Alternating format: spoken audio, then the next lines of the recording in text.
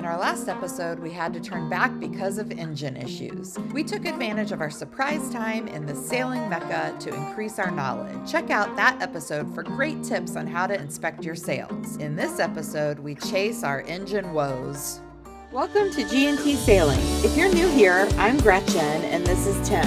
Together, aboard Felicita, our Catalina 42, we're exploring this beautiful marvel we call home. You'll find us this season sailing further south along Mexico's Pacific coast and deeper into the Sea of Cortez. We don't care where we go, we just care that we go, and we're glad you're coming along for the ride. Mexico is Sexico! So we're in a bit of a holding pattern because of the engine. We're on anchor.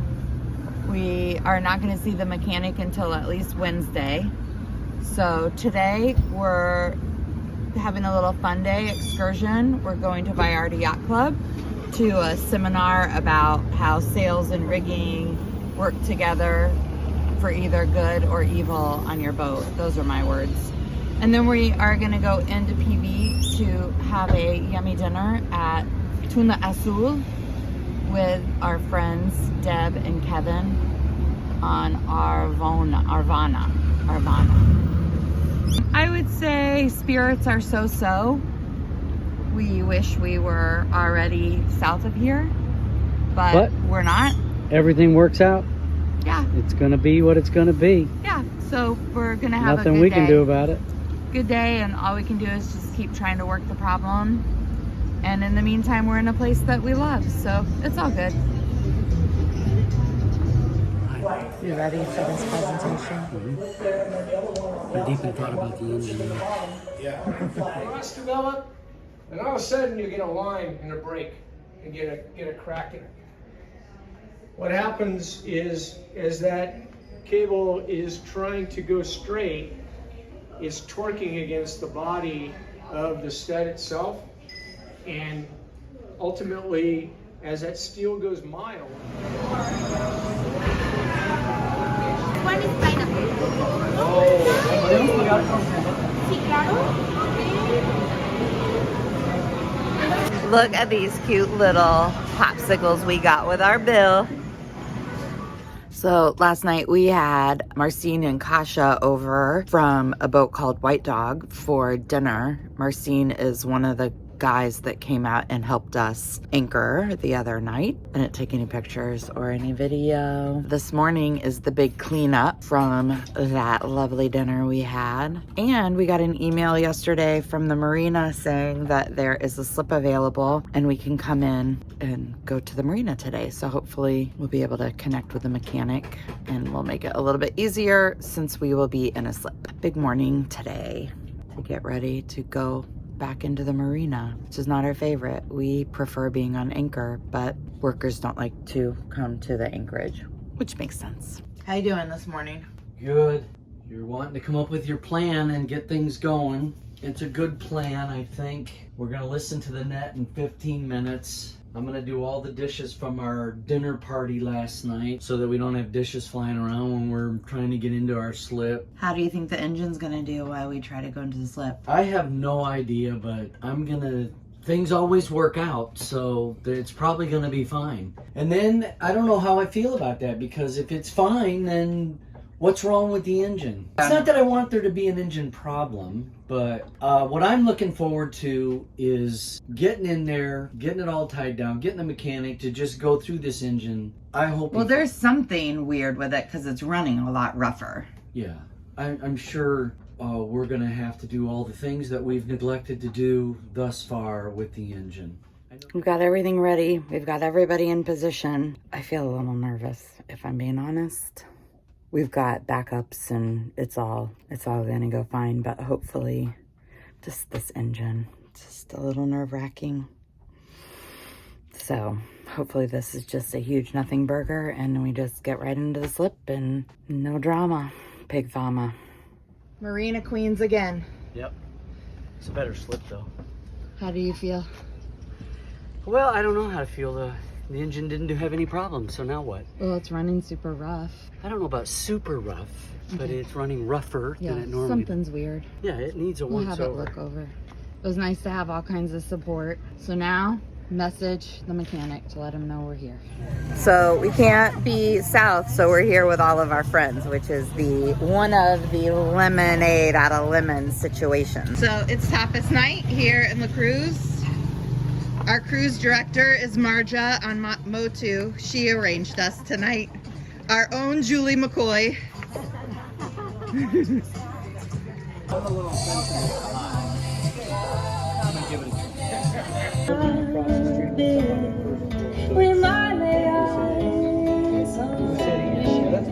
Who's your friend? Look, it's Charlie. Charlie Chicharron. So Charlie comes from a boat called Joe. Her mom and dad are Kelly and Jay, and they are going to a golf tournament, an all-day golf tournament today. And so we offered to have Charlie come stay with us on the boat today. So she's just getting used to it. And I am in heaven.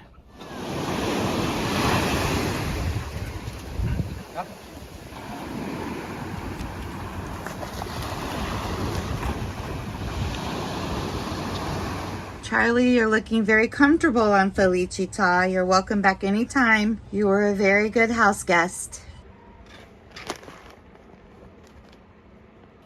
We're stuck here dealing with our engine. We have a plan, which I'll tell you more about later. We're going to be spending a couple of days taking advantage of this time, so I'm trying to get some editing done on YouTube videos, and Tim is checking some things off the list. And I went to this seminar called When Big Things Break, and Jamie from Totem was talking about, we were talking about rudder failure and losing steering, and he was sharing a couple of stories of when they lost steering, their cable broke and whatever. So he was really encouraging people to inspect their quadrants, and he said a lot of times, you know, people don't do it because it's down deep in the bilge or down in dark lazarettes, and you have to, you know, do some work to get to it. And so we're feeling inspired. So without fail, when something goes wrong, it's always in the middle of the night. And there's a lot of these oh shit scary moments, like losing your steering or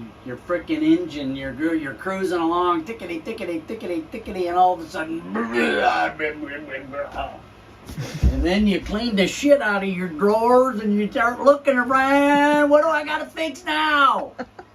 Buy an RV. This life sucks sometimes. So we had to pause because Charlie was getting dropped off. This lazarette is huge and we have a bunch of stuff in here. So I got to get down in here and crouch down, and I shined a light around and I looked at the quadrant, all the connections, all the wires. All looks good, except there's a fitting that holds the rudder position arm that is almost completely rusted out. Yeah, see this, no, you can't see, but YouTubers. This is the switch that tells the autopilot and everything where the rudder is. So this arm is tied here and here, and that fitting right there is so rusted out. I don't understand. It must not be stainless or something, but we need to get a whole new one of these before that goes. I could MacGyver that back together if it broke, but I don't want to do that if I don't have to. So I think obviously we're going to get ahead of it and buy the part and just change it out, and obviously keep an eye. But everything else looks great. This cable looks really good. All the connections in there. Remember at one point, like right when we replaced it, we were down there and it was clear like water had sprayed all over. Exactly, yes, but it doesn't look like that at all now. That's good. Okay, so we just did the math of my weight minus the ditch bag. So our ditch bag is 41 pounds. So we have to get rid of... What's the capacity? 25 pounds. We got to get rid of 16 pounds 16 or more. pounds. I think we're going to probably end up having to have 2 different ditch bags eventually, but for now we're just going to skinny this down. All right, let's see what gets sacrificed. Something tells me that the 2 novels I have in there are probably going to go. And that's going to break my heart.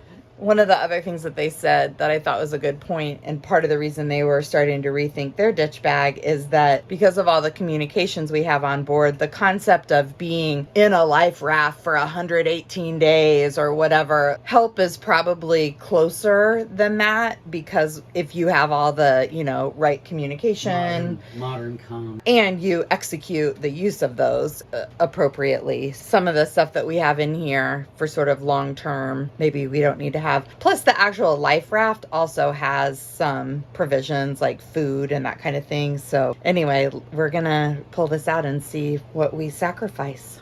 this heavy paddle, So we have 2 of those, so we kept one. heavy food. This peanut butter is very heavy. And we had 3 of these, so we trimmed down 2. We kept sunscreen, but got rid of this bug spray. More excess food. This was redundant because we had it in the first aid kit. Food. What are these? Those Water are sticks. glow sticks, so we kept some. Extra tube of toothpaste that you had. I assume an extra floss. No, there's no floss on board now. We're not gonna be eating I don't much. know why we had this for the toothbrush, I guess. Yeah, do you even have a toothbrush? You're just going to use your finger. Yeah, there's no toothbrush. So we had an extra compass, an extra mirror, a can opener, completely useless because we had no canned food. A couple of books, and that's it. Don't know how much all that weighs, but we're going to find out, right? Yep. So this is the stuff we're still keeping. So boiled it down to tools, safety, and comfort items, but like kind of necessary, like sunglasses, and because we're assuming we would lose our glasses, so we have readers and spare sets of glasses. These binoculars are really heavy, but we need binoculars. We'll get a lighter version. We're gonna pack it back up and see what happens. So we have a scale. Okay, so what are we now? 26, what'd you say? 25? 25, so we're 1 pound over. That's those binoculars. Well, it's the food. Oh, the food. Mm-hmm. What food did you leave in? 3 cans of 3 tuna? cans of tuna and 1 thing of trail mix. Right. I'm not just gonna chuck it out there and see what it does, but I am going to gently hold it and see what happens. So we're 1 pound over, but we're using an analog scale, so we're not sure. Ready? Yep. And I'm not holding it at all. Perfect, it That floats. looks really good. That's awesome. Yeah. Successful. So Marie and I have come to La Kumar to do another provisioning run since we ate a lot of our good food. So hopefully this is all gonna work out and we're gonna be able to leave for Ziwat Dale on Tuesday. Because I have all of these lovely groceries.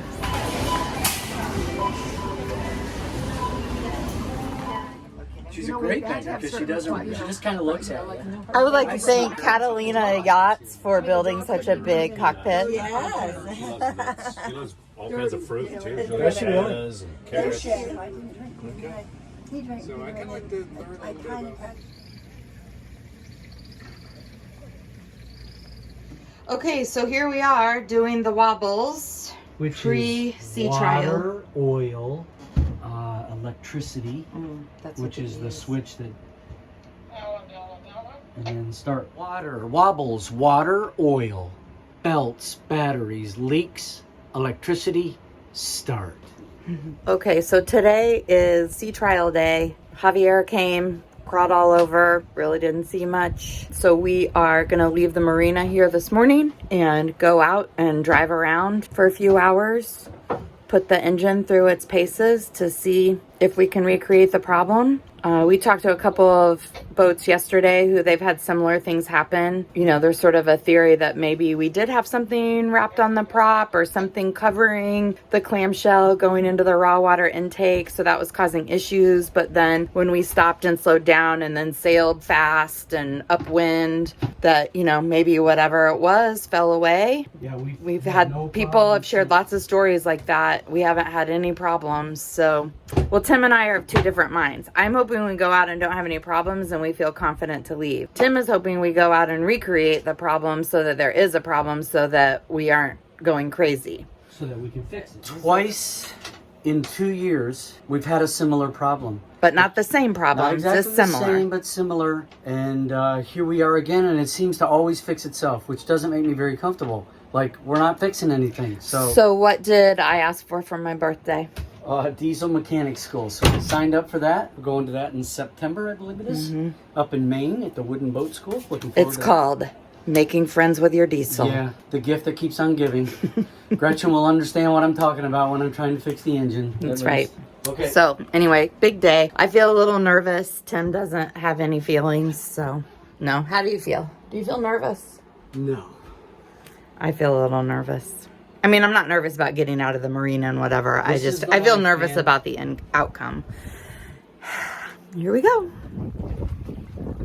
No joy on the sea trial. What's the update? Okay, we fired up the engine in the dock, in the slip, about 10:30ish. Backed out with no drama, a couple of line handlers. Just cruised out the channel, headed west, northwest, and just were cruising around. The temp started climbing up to 160, then creeping up around 180, went over 180, but then you could see the thermostat open, it went back below 180, and just as it went back below 180, the horn went off. So who knows whether this is a faulty sensor, because 180 is a good temp for this motor to run at. But much higher than what our motor has been running at. Correct, but the water is really warm, so I'm not ruling that out that's, and even Javier said 180 was fine. So yeah, we still have a problem. We don't know what it is, the worst kind of problem. So we're sailing around, beautiful wind, there's whales jumping off in the distance. We're gonna sail around, cool off the engine, sail back, turn it on, get it into the slip, even if we have to listen to the damn horn, unless it goes up to 200 plus degrees, we're gonna just ride it in there. But we have backups in dinghies and line handlers and people to help us get in there. But I say we park this thing in the slip. I'm gonna talk to Pedro and just get on the list. Like, we've got to do something with this engine. Yeah, look at these freaking whales. So here we are. That's where we are. So I'm feeling pretty disappointed. But just have to stay focused on just getting the boat back in, and then we'll figure out what the plan is to get to E19. But I just feel disappointed. I was really hoping we would just come out here and it would be fine. Here's our shore support. This is the life we've chosen. I learned how to say that early on. I did my span. I do not know that many kids.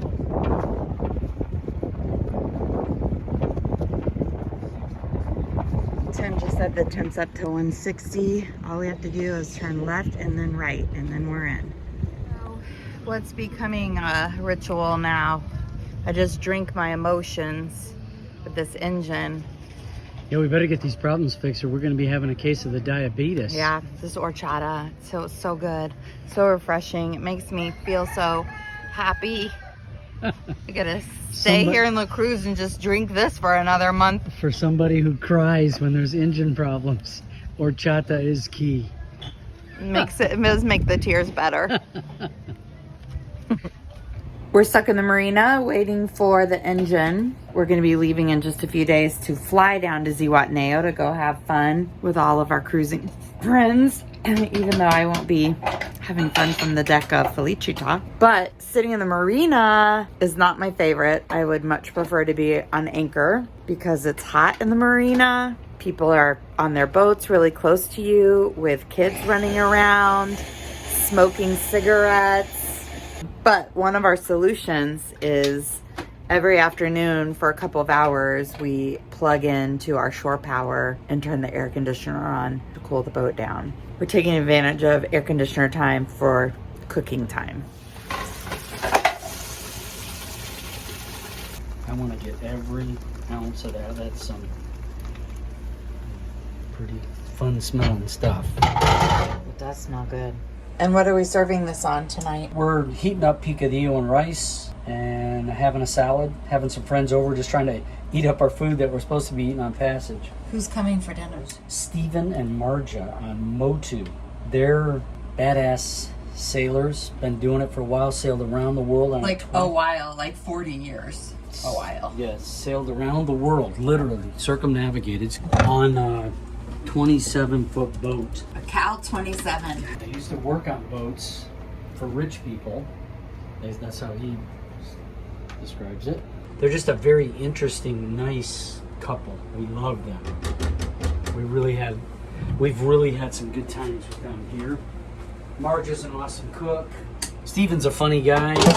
Super nice, super knowledgeable. They know so much. And they're just a joy to hang out with. Mm-hmm. It's the future us. It's kind of an insight for you, Gretchen, on what your life's going to be like in 10 years, 10, 15 years.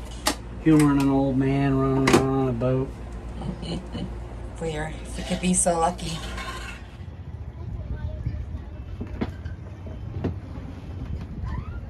Can you tell us that again? What's your advice about life rafts? When you need to get into one, you'll be able to figure it out. Mexico. Come for the sailing, stay for the boobies.